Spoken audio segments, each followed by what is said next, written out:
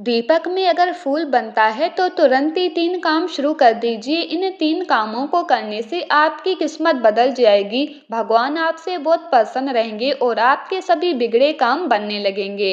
भक्तों पूज्य गुरुजी ने बताया कि अगर आपके दीपक में फूल बनता है तो ये बहुत गंभीरता से लेने वाली बात है, क्योंकि परमेश्वर भगवान की कृपा आप पर अब होने वाली है और जो दिक्कतें आपको चल रही है वो दिक्कतें आपकी खत्म हो जाएंगी और आर्थिक रूप से आप मजबूत होंगे। साथ ही आपकी जो भी इच्छा है वो पूर्ण हो जाएगी और भगवान आपके घर में वास करेंगे। भक्तों हमारी बात पर थोड़ा गौर कीजिएगा कि दीपक में फूल कब बनता है और क्यों बनता है। देखिए, जब भगवान आपको कुछ संकेत देते हैं, खास तौर पर आपकी पूजा स्वीकार होने के समय, तब आपके दीपक में फूल बनते हैं। वैसे तो भगवान आपको कई प्रकार से संकेत देते हैं जिन्हें आप समझते भी हैं और ना भी समझते हैं। जैसे सपने में वो आपको दर्शन देते हैं, या फिर फूल गिर जाता है आपकी पूजा करते समय, या आपको दर्शन होते हैं भगवान बार बार, या आपको ऐसा लगता है जैसे कि भगवान की मूर्ति जो है वो आपको देखकर मुस्कुरा रही हो। इससे भक्तों आपकी मनोकामना जो है वो पूर्ण हो जाती है। दीपक में जो फूल बनता है उसमें भी आपको दर्शन होते हैं तो भगवान जी आपको कई प्रकार से संकेत देते हैं। जो दीपक में फूल बनने का संकेत है वो सभी को नहीं मिलता है, या जो भगवान के पक्के साधक है या जो भगवान के बहुत प्रिय है उनके दीपक में बनता है। और ये जो फूल है ये बार बार नहीं बनता, कभी कभार बनता है। कहीं आप सोचो कि भगवान का संकेत है या भगवान प्रसन्न है तो रोजाना बनेगा। अगर ये फूल आपके दीपक में बनता है तो इसका मतलब है कि भगवान आपसे प्रसन्न है। फिर चाहे फूल एक बार बने या 2 बार, खास तौर पर ये फूल साधना के समय, नवरात्रि के समय, पितृपक्ष के समय ये फूल ज्यादा बनता है। जो फूल बनता है ये गोल बाती में भी बनता है और लंबी बाती में भी बनता है। कई लोग सोचते होंगे कि लंबी बाती में नहीं बनता, तो ऐसा नहीं है, लंबी और गोल दोनों बाती में बनता है। एक बात और बता दें आपको कि जो फूल बनता है या तो गुलाब का बनता है या कमल का सा बनता है। कई बार आपको लगता है कि नेत्र बने हुए हैं, कई बार आपको ऐसा लगता है कि चित्र बना हुआ है, कई बार सूर्य किसी चंद्र जैसी आकृति दिखती है, कई बार आपको ऐसा लगता है जैसे खड्ग या तलवार बनी हुई है। तो ये अलग अलग आकृतियां अलग अलग देवताओं की तरफ संकेत करती है। जैसे अगर पुष्प बनता है तो माता रानी की सेवा आप करते हैं, और अगर माता काली की आप पूजा करते हैं तो आपको खड़ी या तलवार बनी हुई दिखाई देती है। इस प्रकार से आकृतियां बनती है।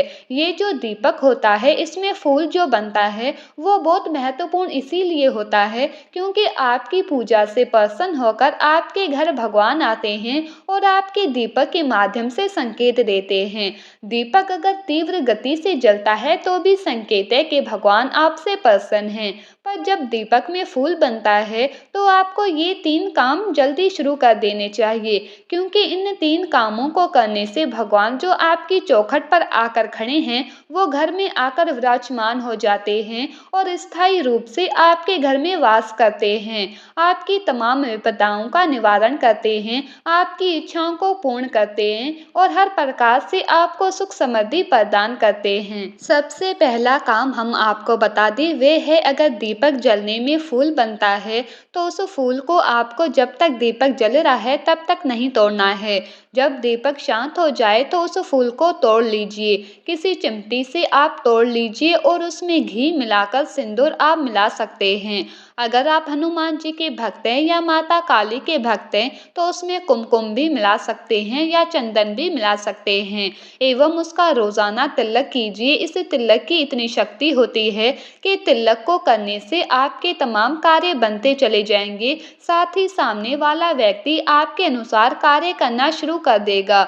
लोग आपके बारे में सकारात्मक सोचेंगे। जिस प्रकार सूरज का तेज होता है उसी प्रकार तिलक लगाने से आपके चेहरे से से सकारात्मक ऊर्जाएं निकलेंगी जो सामने वाले को भी सकारात्मक कर देंगी। इसीलिए ये जो फूल है इसका तिलक हल्का सा करें लेकिन ज़रूर करें। अगर तिलक भी नहीं कर सकते हैं तो कान के पीछे आप लगा सकते हैं या गर्दन के पीछे लगा सकते हैं, यानी कि आपके शरीर के किसी एक ऐसे अंग पर लगाएं जहां गंदगी ना हो और गंदे हाथ ना लगे। तो इस तिलक का बहुत महत्व होता है। अगर नौकरी नहीं लग रही है तो तत्काल आपकी नौकरी लग जाएगी। साथ ही आपको कोई ऐसी परेशानी है जिसका कोई हल नहीं मिल रहा है तो हल मिलना शुरू हो जाता है। कोई दिक्कतें वगैरह आती है तो हल्की फुल्की सी आती है, इतनी दिक्कतें नहीं आती है जितनी अन्य व्यक्ति को आती है। दूसरा कार्य जो आपको शुरू करना है वो ये है कि आपको मंत्र जाप जैसे चालीसा, किसी सहस्त्र नाम का पाठ या कोई सा भी मंत्र हो जिसको आप जप करना चाहते हो, आपको शुरू कर देना है। क्योंकि तिलक करने से तो मात्र आपको 20% ऊर्जा प्राप्त होती है, यानी कि तिलक लगाने से जो ऊर्जा प्राप्त होती है वो इस समय मंत्र उच्चारण करने की तुलना में बहुत कम होती है। वहीं अगर आप इस समय मंत्र का जाप शुरू करते हैं तो आपको 80 से 90% तक ऊर्जा प्राप्त होना शुरू हो जाएगी।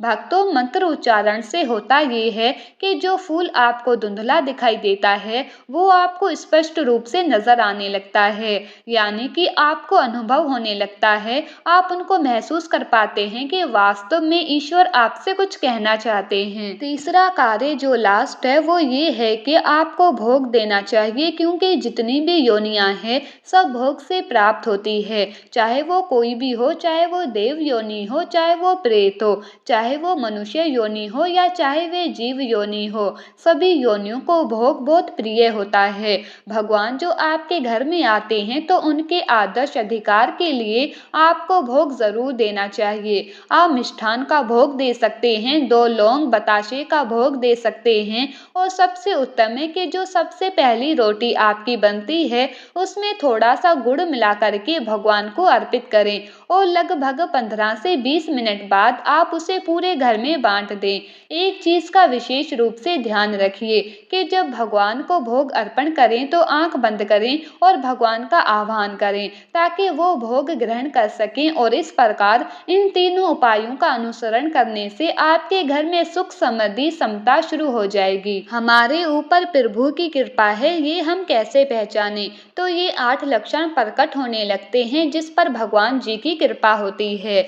लक्षण 1, शांति और क्षमा का भाव। जिसके ऊपर प्रभु की कृपा होती है उसके मन में शांति होती है। वो घोर अपराध करने वाले के प्रति भी गुस्से की जगह क्षमा का भाव रखता है। सोचिए, यदि आपको कोई बहुत बुरा भी कह दे और फिर भी आपका मन शांत रहे तो ये हरि कृपा का सबसे बड़ा संकेत है, क्योंकि क्रोध ऊर्जा को नष्ट करता है और उसकी ऊर्जा भजन और साधना में लगती है, क्रोध में नहीं। लक्षण 2, दोष दर्शन से दूर रहना। यानी हरि कृपा पाने वाला व्यक्ति कभी भी दूसरों के गुणों में दोष नहीं देखता।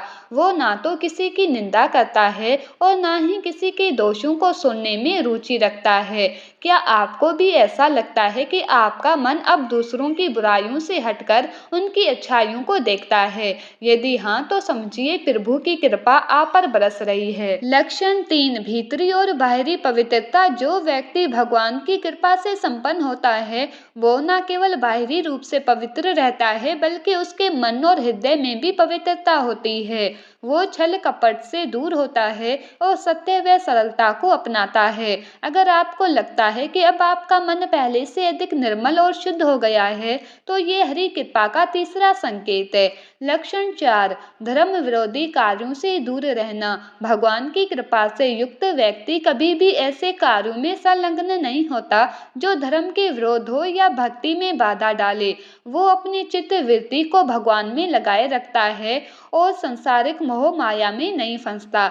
लक्षण 5, अपने भजन का फल सभी को अर्पित करना। जिसके ऊपर प्रभु की कृपा होती है वो अपने भजन और साधना का फल केवल अपने लिए नहीं रखता बल्कि सबके सुख समृद्धि की कामना करता है। वो अपने भजन से दूसरों को भी लाभ पहुंचाने की इच्छा रखता है। लक्षण 6, भजन से भी कुछ ना चाहना। हरि कृपा पात्र अपने भजन का भी फल अपने लिए नहीं मांगता।